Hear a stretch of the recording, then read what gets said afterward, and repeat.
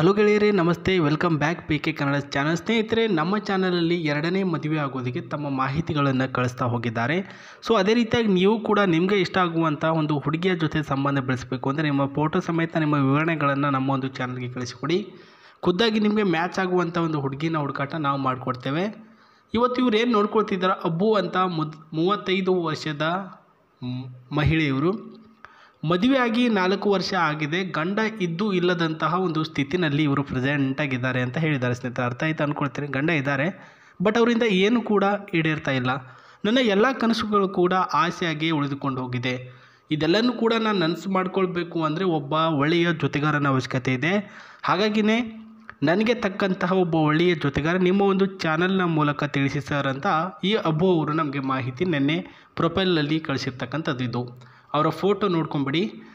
So ಒಂದು ಒಳ್ಳೆಯ ಸಂಸ್ಕೃತಿ ಸಂಸ್ಕಾರದಿಂದ ಬೆಳೆದಿರ್ತಕ್ಕಂಥ ಹೆಣ್ಣು ಆದರೂ ಕೂಡ ಆಸೆಗಳು ಅಂತ ಬಂದಾಗ ಯಾರೇ ಆಗಿದ್ರೂ ಕೂಡ ಸೊ ಒಂದು ಮೆಟ್ಟಿಲು ಮುಂದ್ಗಡೆ ಹೋಗ್ತಾರೆ. ಅದರಲ್ಲಿ ಅಬ್ಬು ಕೂಡ ಒಬ್ಬರಾಗಿರ್ತಕ್ಕಂಥದ್ದು.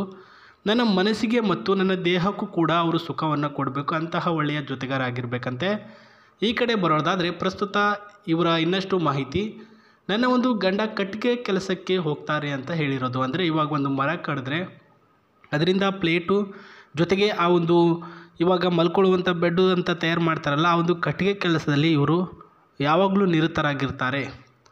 ಅವರು ಬಂದುಬಿಟ್ಟು ಅವರ ಪಾಡಿಗೆ ಮಲ್ಕೊಳ್ತಾರೆ ರಾತ್ರಿ ಅಂತ ಹೇಳಿರೋದು. ಬೆಳಗ್ಗೆ 9 ರಿಂದ 8 ಗಂಟೆಗೆ ಎದ್ಬಿಟ್ಟು ಹೋಗ್ತಾರೆ. ನೈಟು ಸುಸ್ತಾಯಿತು ಕೆಲಸ ಮಾಡಿ ಅಂತ ಅಂದ್ಬಿಟ್ಟು 10 ಗಂಟೆ 11 ಗಂಟೆಗೆ ಬಂದುಬಿಟ್ಟು ಮಲ್ಕೊಳ್ತಾರೆ. ಬೆಳಗ್ಗೆ ಮತ್ತು ಆ್ಯಸ್ ಯೂಸ್ವಲ್ ಈ ರೀತಿಯಾಗಿಯೇ ನಡ್ಕೊಂಡು ಹೋಗಿರ್ತಕ್ಕಂಥ ನನ್ನ ಒಂದು ಜೀವನದಲ್ಲಿ ಪ್ರಸ್ತುತ ಏನೂ ಕೂಡ ಸುಖಗಳನ್ನು ಅನುಭವಿಸೋಕ್ಕೆ ಸಾಧ್ಯವಾಗ್ತಾ ಇಲ್ಲ. ನನಗೆ ಸಾಕಾಗಿ ಹೋಗಿದೆ. ಇವಾಗ ಅವರಿಂದ ಏನೂ ಕೂಡ ನನಗೆ ಸುಖನೇ ಸಿಗುತ್ತಿಲ್ಲ. ಬೇರೆ ಒಂದು ಸಂಬಂಧ ಬೆಳೆಸಬೇಕು ಅಂತ ನಾನು ಬಯಕೆ ಮಾಡ್ತಿದ್ದೀನಿ. ತಪ್ಪಾಗಿ ನನ್ನನ್ನು ತಿಳ್ಕೊಳಕ್ಕೆ ಹೋಗಬೇಡಿ ಅಂತ ಹೇಳಿರೋದು. ಯಾರು ಸಹ ತಪ್ಪಾಗಿ ತಿಳ್ಕೊಳ್ಳಲ್ಲ, ಬಟ್ ಅವರ ಒಂದು ದೃಷ್ಟಿಯಿಂದ ನೋಡೋವ್ರಿಗೆ ತಪ್ಪು ಅಂತ ಅನಿಸ್ತಿರ್ಬೋದು ಅಷ್ಟೇ. ಬಟ್ ಇವರು ಒಂದು ವೈಯಕ್ತಿಕ ಅವರ ಜವಾಬ್ದಾರಿಯುತ ಸ್ಥಾನದಲ್ಲಿ ನಿಂತ್ಕೊಂಡು ನೋಡಿದ್ರೆ ಅದನ್ನು ಕೂಡ ಒಳ್ಳೆಯ ರೀತಿಯಲ್ಲಿ ಅಂತ ಹೇಳ್ಬೋದು. ಆ್ಯಂಡ್ ಇವರಿಗೆ ಇಷ್ಟ ಆಗುವಂಥ ಹುಡುಗ ಯಾವ ರೀತಿ ಇರಬೇಕು ಅಂತ ನಾನು ಹೇಳ್ತೇನೆ. ಸೊ ಈ ಒಂದು ಕಾರಿನ ಡೀಟೇಲ್ಸ್ ಕೂಡ ಹೇಳ್ತೇನೆ ಸ್ನೇಹಿತರೆ. ಏನಕ್ಕೆ ಒಂದು ಕಾರಿನ ಡೀಟೇಲ್ಸ್ ಅಂದರೆ ಅವರ ಗಂಡನವರು ಹೋಗ್ತಕ್ಕಂಥ ಕಾರ್ ಇದೆ, ಕೆಲಸಕ್ಕೆ ಹೋಗೋದು ಬರೋದು ಸುಮ್ಮನೆ ಇವರಿಗೆ ಇದ್ದಾಗ ನಿಮಗೆ ಯೂಸ್ ಆಗುತ್ತೆ ಅಂತ ಹೇಳಿದ್ದಾರೆ. ಅದು ಆಮೇಲೆ ಹೇಳ್ತೇನೆ ನಾನು.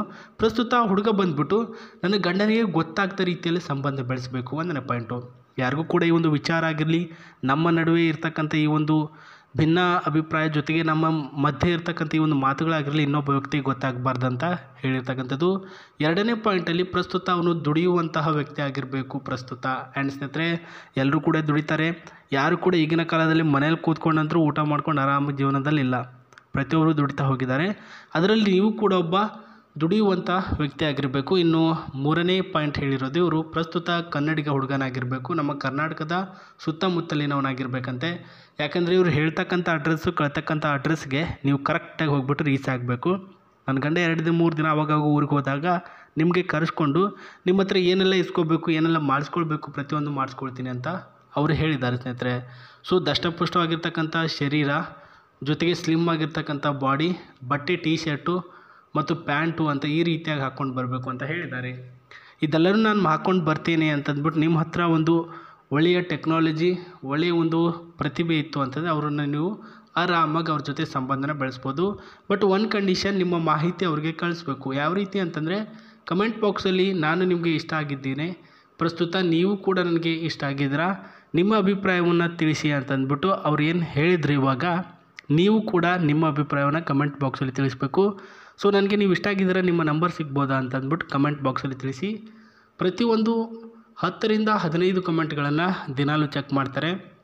ಅದರಲ್ಲಿ ಯಾರು ಇಷ್ಟ ಆಗ್ತಾರೆ ಆ ಒಬ್ಬ ವ್ಯಕ್ತಿಗೆ ಇವರು ರಿಪ್ಲೈ ಮೂಲಕ ಕಾಂಟ್ಯಾಕ್ಟಿಗೆ ತೆಗೆದುಕೊಳ್ತಿದ್ದಾರೆ ಅಂತ ಹೇಳಿದ್ದಾರೆ ಸ್ನೇಹಿತರೆ. ಇದು ಇವತ್ತಿನ ಒಂದು ಇಂಟ್ರೆಸ್ಟಿಂಗ್ ಆಗಿರ್ತಕ್ಕಂಥ ಪ್ರೊಫೈಲ್ನ ಮಾಹಿತಿ ಆಗಿತ್ತು. ಇದೇ ರೀತಿ ಯಾವುದಾದ್ರೂ ಹೊಸದೇನಾದರೂ ಬಂದರೆ ವಿಡಿಯೋ ಮಾಡಿಬಿಟ್ಟು ನಾನು ಫಸ್ಟ್ಗೆ ತಿಳಿಸ್ತೀನಿ. ನಮಸ್ತೆ, ಟೇಕ್ ಕೇರ್, ಬಾಯ್.